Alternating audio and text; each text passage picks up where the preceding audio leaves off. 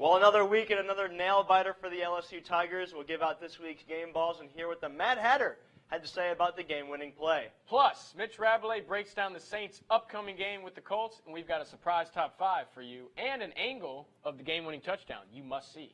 You won't want to miss that, so find a comfortable seat, sit back and relax because the Monday Sports Desk starts right now.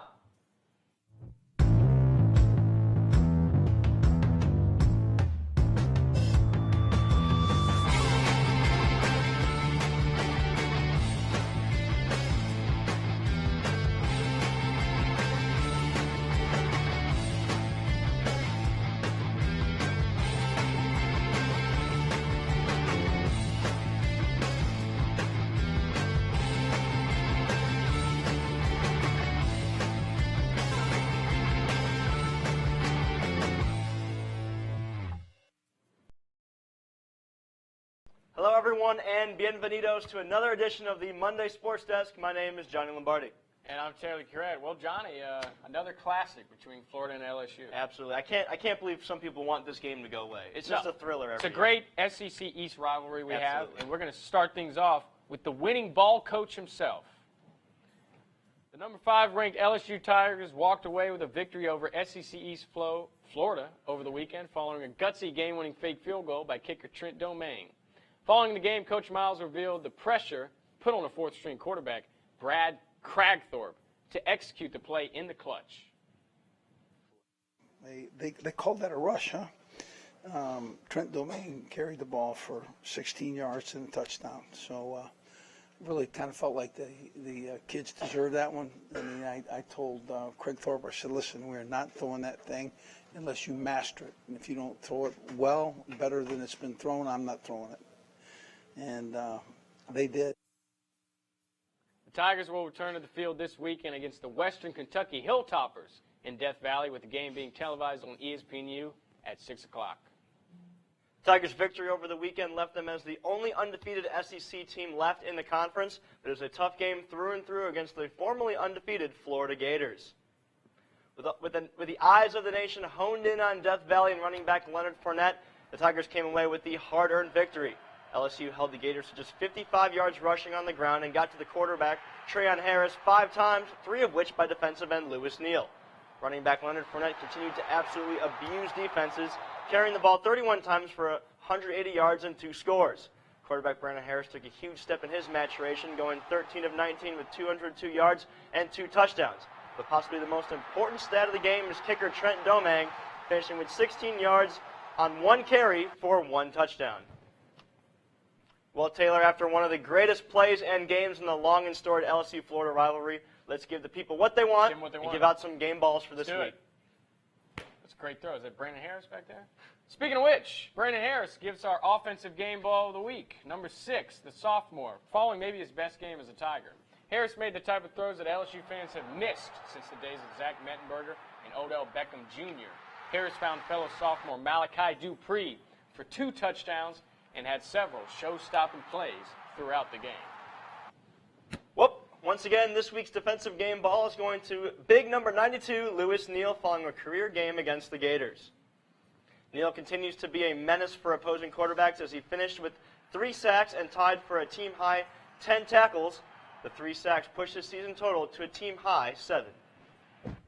Usually we'll go with a freshman game ball here, but due to an exceptional effort by LSU kicker Trent Domingue, we are handing out our first good hands ball, okay? Some credit also to holder Brad Kragthorpe, senior backup quarterback, but after bobbling the ball and, in his own words, blacking out, Domingue pulled in the game-winning score. If you have any suggestions for next week's game ball, be sure to tweet us at ttv_sports. The LSU volleyball team split their home games this weekend against Mississippi State and Alabama, falling to the Crimson Tide on Sunday at home. LSU kicked off their final game of a 3-game SEC home series with a game against the Tide at home in the PMAC.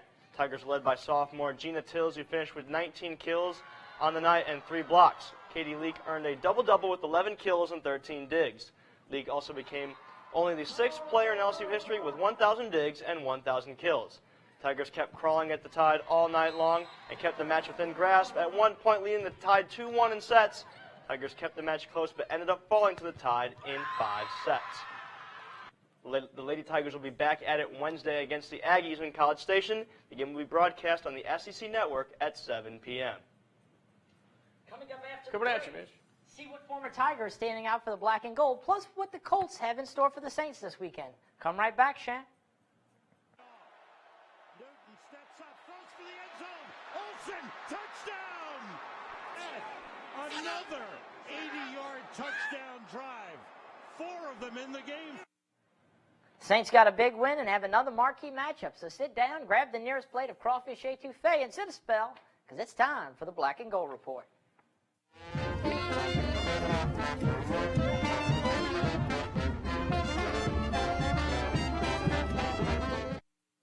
Well, the Houdettes got a big win on Thursday in the Superdome against their bitter divisional rivals, the Atlanta Falcons. The score was 31-21. Now, looking forward to this week, the Black and Gold are on the road in Indianapolis playing the Colts at noon. That game will be televised on Fox. Andrew Luck is expected to start for the Colts. Now, the big news in the Houdat Nation this morning was that the Saints parted ways with kicker Zach Hocker. Hocker missed a game-winning field goal against the Dallas Cowboys and 2 field goals against Atlanta that were notable. Both were within 30 yards.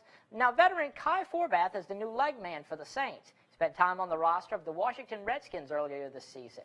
It's also worth noting that Forbath will be the Saints' 10th starting kicker since Sean Payton became the Saints' head coach in 2006. Now, making headlines for the Black and Gold this week against the Falcons was former Tiger Delvin Breaux. Breaux, who actually never played it down for the Purple and Gold and served as a student assistant on Les Miles' staff due to injuries. He made the roster for the Saints and is starting this season. Against the Falcons, he had several batted passes and handled the coverage, holding Pro Bowl wide receiver Julio Jones to 2 catches for 20 yards in a nickel package. Saints coach Sean Payton had a lot of praise for the former Tiger, who will turn 26 on Sunday as he starts against the Colts. Happy birthday to him. Coming up after the break, Johnny and Taylor reveal a unique top 5 and sum up a crazy weekend in college football. You won't want to miss it, so come on right back. Welcome back to the show. Now, Taylor, being in the stands for the Florida game on Saturday, did yeah. your heart stop when Trent Domingue bobbled that lateral from Brett Crackthorpe? Well, actually, from my view on the other side, I couldn't see it. So let's see that angle, because I didn't have a chance to see it. Look at that bobble. Oof. Yes. Oh, man. My heart's throbbing now. Shout out to Reggie Chapman for getting that shot, but those bobbles, as Les Miles said, made his heart flutter right there. Bob, yeah, get it. got it. And he had clear sail into the end zone. Trent Domingue taking it to the crib. As crazy To as the that crib. play was, it was not quite good enough to make our top 5 craziest Really? endings in college football history. But let's kick off this top 5 with number 5. Okay, number 5. Number 5 here, this should be familiar for What Tiger we fans. got? LSU, Tennessee in 2010, the Oh, snap. yeah. Jordan Jefferson misses it. Recovered by Tennessee with no time left. The ball game seems to be over. The Volunteers with the upset. Derek Dooley celebrating, but oh no, too many men on the field for Tennessee. LSU gets an on-time down, and Taylor, Tigers take advantage. I remember I left the room after this, and I missed this play because I thought the game was over. Wow. I remember watching this on TV before I was even an LSU fan. Number 4. Number 4. This happened this weekend. Michigan State. The Wolverines leading. Oh, yeah. Muffed punt, picked up by the Spartans. The punter, Blake O'Neill, dropped the ball, recovered by Michigan State. He's going to take it all the way back for the touchdown with no time That's- on the clock. The Spartans win the game and stay undefeated. Heartbreaker in the big house. Big heartbreaker. Number 3, another familiar one for LSU fans. The Bluegrass Miracle. Oh, yes, this is Randall the throwing it downfield. Kentucky about to upset LSU. The ball bounces around. Devery Henderson Henderson. for the touchdown, Taylor. He caught the ball. LSU's going to win the football game. Sons of great amazing play. Tons of great stories from that game of Kentucky fans rushing the field after losing, not realizing that LSU Yes. had scored on the other side of the field. Number 2, Unbelievable. also a recent one. What could beat that? Auburn, Alabama, Oh, the this Iron is Bowl, pretty good. the kick 6. Chris Davis taking it 100-plus yards with no time on the clock for the field goal return touchdown. Tightrope on the sidelines. Auburn defeats Alabama, undefeated Alabama, to win the SEC West and go to the SEC championship Still, game. with the circumstance, what was at stake? Maybe the craziest The craziest play in finish college I've football. ever seen in my lifetime. But what number beats 1, that? not in our lifetime, it is Oh, the play. Cal Stanford, the band is on the field. The Golden Bears are running The down, flip. losing the game, no time left.